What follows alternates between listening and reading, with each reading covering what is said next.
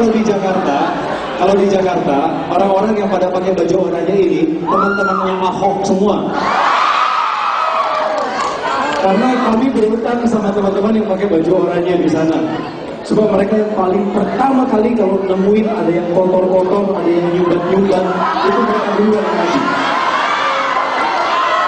Iya, saya kasih tahu, kami warga Jakarta berhutang sama mereka. Jadi dari Pekanbaru, dari kota kalian yang tercinta ini, saya kirim doa ke Jakarta buat semua orang yang hatinya buat bangsa ini di sana. Mereka hebat. Tapi yang baju oranye di tempat ini siapa ya? Dari kampus ya. Senang ketemu sama teman-teman sore hari ini.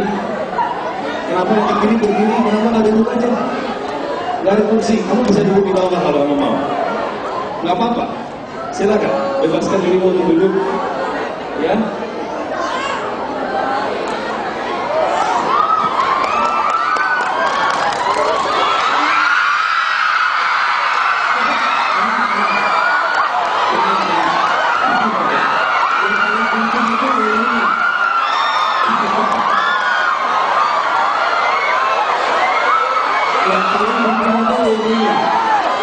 Di belakang bisa dengar suara saya dengan jelas?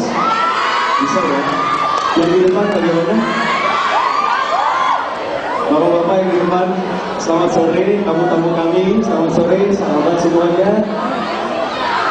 Rekan-rekan yang sudah berkolaborasi untuk bisa mewujudkan mimpi orang, menghadirkan para pembicara dari Medan, dari Jakarta. Mohon berikan tepuk tangan untuk sahabat saya Irwan. Apakah Mbak Miriana masih di sini? Sudah meninggalkan tempat karena saya dengar flightnya juga langsung last flight dari Pekanbaru ke Jakarta. Terima kasih buat Miriana. Kami bertiga sudah bicara bersama-sama cukup lama dan sudah ada di beberapa kota juga. Kami senang ketika kami kembali bertemu dengan anak-anak muda Indonesia. Hati mereka tetap terbakar, mereka tetap semangat karena mereka tahu bahwa hari ini nggak berakhir hari ini doang. Hari ini akan berkelanjutan. Besok masih ada waktu untuk mewujudkan mimpi. Jadi teman-teman harus percaya, apapun proses yang sekarang sedang dialami oleh rekan-rekan di sekolah, di kampus, di dunia kerja, kalau kamu mengalami tantangan, ingat, tantangan yang kesulitan tidak selamanya ada di situ. Dia akan berpindah dan berganti musim. Akan ada saatnya teman-teman mengalami musim penuaian, akan mengalami satu musim yang orang bilang saya suka musim semi katanya, saya suka musim dingin. Saya kadang-kadang iri kalau lihat sahabat-sahabat saya yang tinggal di belahan dunia lain. Mereka punya 4 musim dalam kehidupan. Musim panas, musim dingin, musim semi, musim gugur. Dan 4 musim ini berganti-ganti memberikan nuansa baru dalam kehidupan mereka. Saya membayangkan kalau Indonesia punya 4 musim kayaknya asik ya.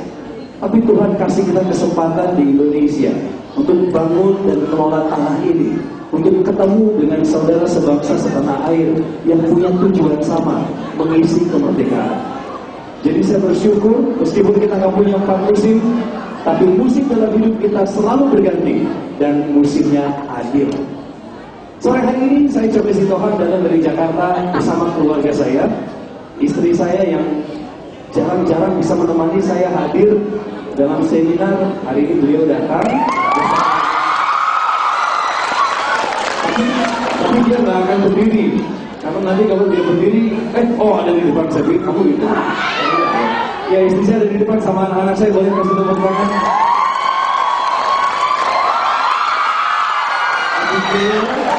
Dan Elsa, itu putri kami. Terima kasih sudah hadir. Silakan duduk kembali. Hari ini yang bahagia buat saya karena keluarga saya bisa mendampingi. Kemudian juga rekan sejawat saya yang selalu jadi tiang bagi kami di Sekolah Public Speaking Cobi Sitohan Speaking Corporation di Jakarta. Pak Khalid Teteleta juga berulang tahun hari ini. Berikan tepuk tangan untuk sahabat saya. Happy birthday, bro. Senang bisa berkolaborasi dengan rekan-rekan setempat, orang-orang lokal yang punya talenta hebat. Saya tadi ketemu sama MC-nya. Saya dengar MC-nya ngomong, waduh ini kalau orang daerah datang ke Jakarta, itu Jakarta bisa dijajah sama orang daerah. Karena memang talenta di daerah ini hebat-hebat. Aku juga orang daerah. Daerah Jakarta dan sekitarnya. Enggak, saya dari Bandung, saudara ya. Orang Batak lahir di Bandung.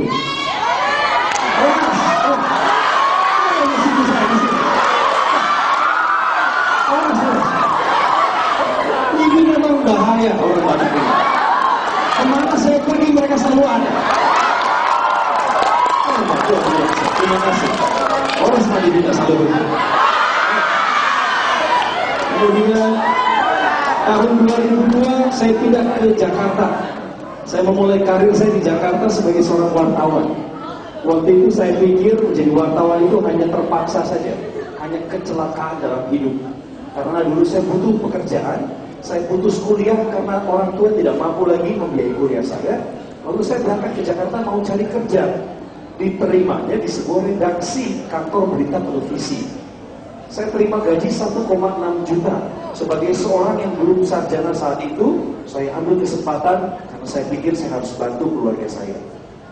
Selama 3 tahun menulis berita, saya belajar menjadi seorang wartawan, reporter, dan juga tampil sebagai news anchor sesekali di televisi nasional waktu itu. Apa yang saya dapat selama 3 tahun ternyata lebih daripada apa yang saya bayangkan sebelumnya. Meskipun karir saya tidak begitu cemerlang di dunia pemberitaan waktu itu, tetapi pengalaman hidup membawa saya sampai ke titik ini. Ternyata kalau kita mau bersyukur tentang apapun yang diizinkan Tuhan untuk kita alami, itu bisa jadi kekuatan buat kita. Seandainya kamu pandai bersyukur, pasti kamu melihat masa depanmu itu sebenarnya ada. Seandainya kita pandai bersyukur, kita akan kurangi komplain atau keluhan. Kenapa? Karena kalau kita sering mengeluh, otak kita dilatih untuk manja. Otak kita dilatih untuk tidak melihat peluang. Yang dilihat hanya kelemahan. Betul atau benar? Sama aja. Waktu kita melihat ada yang baik yang pernah terjadi di masa lalu, lalu kita percaya sesuatu yang baik di masa depan pun masih bisa terjadi pada diri kita, maka hidup kita bersemangat. Saya yakin saudara-saudara datang ke ballroom ini punya semangat. Paling enggak kita bisa ketemu tatap muka. Anda nggak hanya lihat saya di TV terus bilang, Presiden tunjukkan pesona.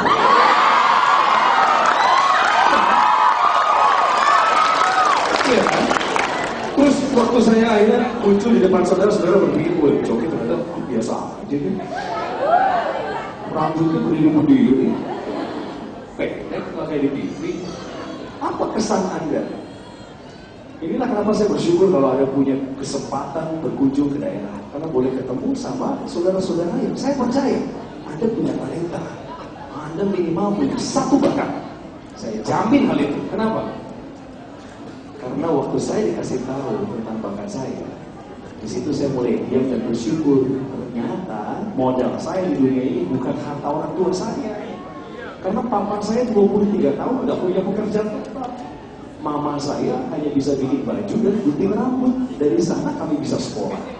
Tapi waktu saya lahir ke dunia, saya sadar dalam perjalanan hidup, saya terpanggil melakukan sesuatu berdasarkan talenta. Oh, saya bersyukur sama Tuhan. Ternyata modal kita itu bakat, saudara. Saya bersyukur sekali lagi bahwa hari ini boleh ada COSI atau Coki Sindong Speaking Corporation. Ini bukan karena gagah-gagahan hebat-hebatan kita manusia, bukan. Tapi kami manusia punya hati, dikasih talenta, ada kesempatan. Ya udah kita berkarya dong. Masa kita diam jalan di tempat? Kemudian saya mau sampaikan sama saudara karena ini memang pas momentumnya. Entrepreneurship and public speaking and even action power. Wow, ini kolaborasi loh. Dan semua ini ada dasarnya. Mana bisa kamu menginspirasi orang kalau kamu nggak pandai berkomunikasi? Mana bisa membuat usaha, katanya ada ide, kemudian ada startup bisnis, konsepnya bagus tapi nggak bisa disampaikan ke orang lain, kan ada komunikasi di situ. penting sekali komunikasi. Itulah kenapa saya mau bedah soal public speaking sore hari ini di waktu yang sangat terbatas. Sudah siap? Oke, perkenalannya segitu dulu. Ini adalah manajemen saya di dunia showbiz, namanya Nick Entertainment. Hari ini asisten saya yang mendampingi, Mas Panji Santoso. Manajer saya ada di Jakarta dengan tim yang lain. Kami bersinergi dengan manajemen dari Coki Sitohang Speaking Corporation. Sebenarnya awal karir saya itu ada di manajemen ini. Kami membentuk bersama, saya dan manajer saya, di tahun 2005. Waktu itu masih zaman paceklik istilahnya. Apa itu? Zaman susah. Saya masih memulainya dari satu pintu ke pintu lain. Bawa kurikulum vitae. Ketok pintu produser minta tolong di casting. Hampir semua rumah produksi dan semua stasiun TV di Jakarta sudah pernah saya datengin. Ngapain? Berusaha dengan itikat. Gedor pintu supaya diberi kesempatan. Apakah dengan cara yang ilegal? Tidak. Apakah saya menyogok? Tidak. Apakah saya mengambil jalan pintas, narkoba, jual diri? Tidak. Ngapain? Kenapa kita mesti nurunin standar hidup kita hanya demi sesuatu yang dikejar di dunia? Saya nggak mau hidup saya nanti sia-sia di masa tua gara-gara keputusan salah di masa muda. Jadi kami memulainya dengan ketekunan. Bersyukur sama Tuhan, tahun yang lalu kami baru saja buka warung. Warung ini berdasarkan sebuah usaha roti yang sudah kami miliki selama 6 tahun, ada di Mall Central Park, Jakarta. Habis ini saya bukain mereknya. Tapi warung ini menarik karena kami mengambil beberapa brand atau merek dagang di bidang kuliner. Siapa yang suka durian di sini? Orang baru memang jago durian, betul ya? Di depan sana tuh banyak durian. Siapa yang malam ini mau traktir kami? Nah, jadi kami namakan ini adalah Wartos. Isinya salah satunya sop durian lodaya yang terkenal di Jakarta.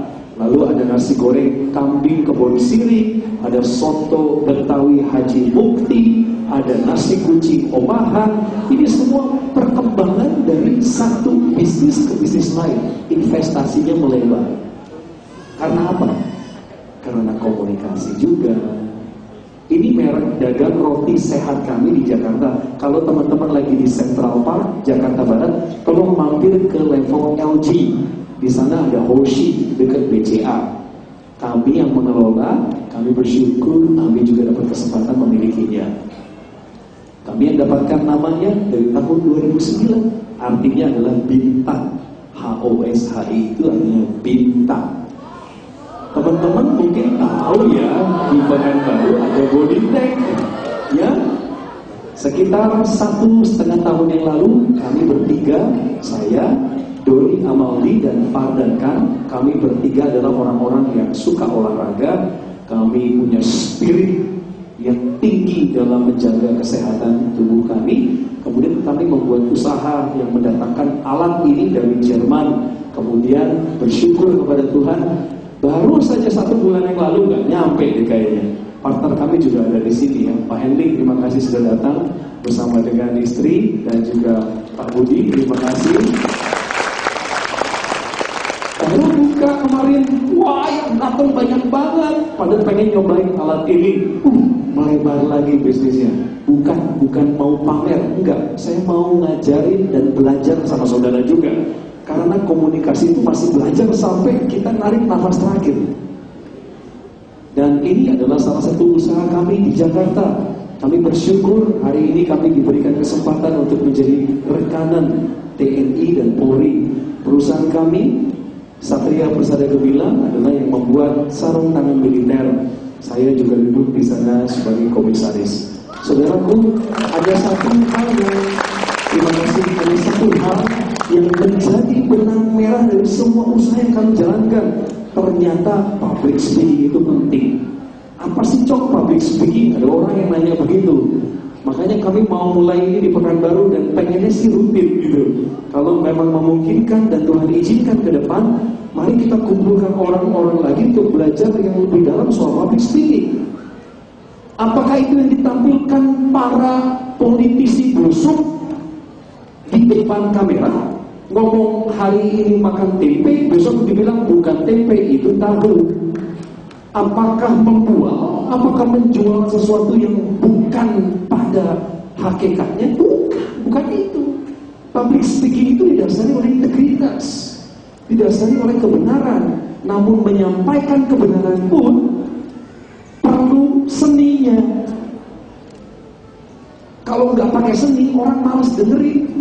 Padahal ilmunya bagus, temanya keren. Entrepreneurship, public speaking, and action power. Begitu ngomong, pembicaranya gagal, gak pede, gak bisa kasih influence atau dampak, penonton bubar. Mari kita mulai. Ada apa di balik komunikasi orang Indonesia? Ada apa di balik keengganan manusia Indonesia tampil di depan publik seperti yang saya lakukan sekarang? Apakah public speaking hanya milik orang Batak? Enggak. Public speaking itu milik setiap individu yang diberikan nafas hidup dan disebut sebagai makhluk sosial. Saudara, public speaking, dadah. Kalau mereka nggak diamankan, ini sebentar lagi seminarnya bubar. Malaikat-malaikat kecil saya. Public speaking akan menambah karisma saudara. Tetapi jangan menaruh harapan pada karisma. Karisma bisa membawa kita menuju ke puncak popularitas. Tapi hanya karakter yang bisa membuat kita bertahan di sana. Fokus pada karakternya. Latih terus karakternya. Bukan hanya lewat mulut, tapi lewat tindakan. Ini seminar kami yang dihadiri 2.600 orang kurang lebih di Serekta, Medan, tahun lalu ya, Pak Iwan betul ya. Pada saat kami bersama-sama bertiga berbicara di depan masyarakat Medan saat itu, saya melihat ada haus dan lapar masyarakat belajar tentang soft skill. Karena public speaking ini bukan hard skill. Apa sih bedanya hard skill sama soft skill? Soft skill itu sesuatu yang sebenarnya bisa dipelajari dengan ilmu terapan. Hard skill itu butuh waktu karena ada satu relevansi antara otak dengan kemampuan tangan menggerakkan sesuatu. Contoh, belajar komputer.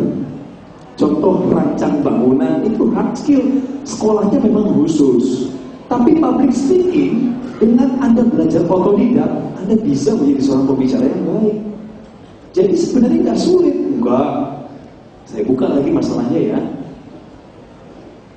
Ngomong-ngomong, bersyukur sekali ya, dari public speaking, tawaran-tawaran itu memang datang.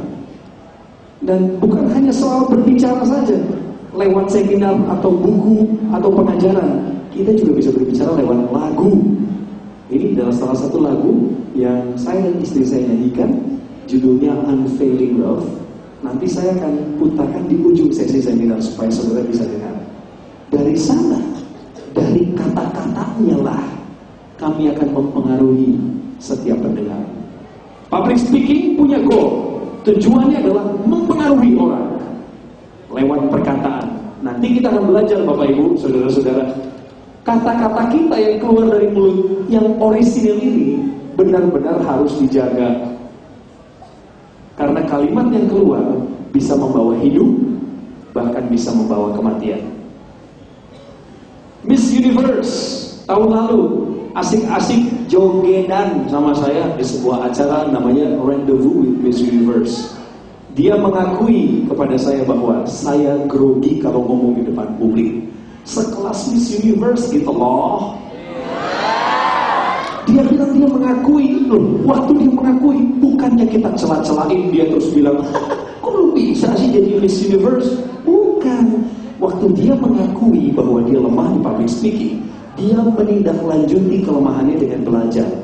Ingat, keterbukaan adalah awal dari pemulihan. Kalau saudara mengakui bahwa kelemahan saudara dalam berbicara di depan publik, gimana cara mengatasinya? Mulailah berlatih. Karena saya juga bisa ngomong di depan 1.300 hari ini katanya yang datang. Wow, tepuk tangan dulu buat Anda loh. Wow.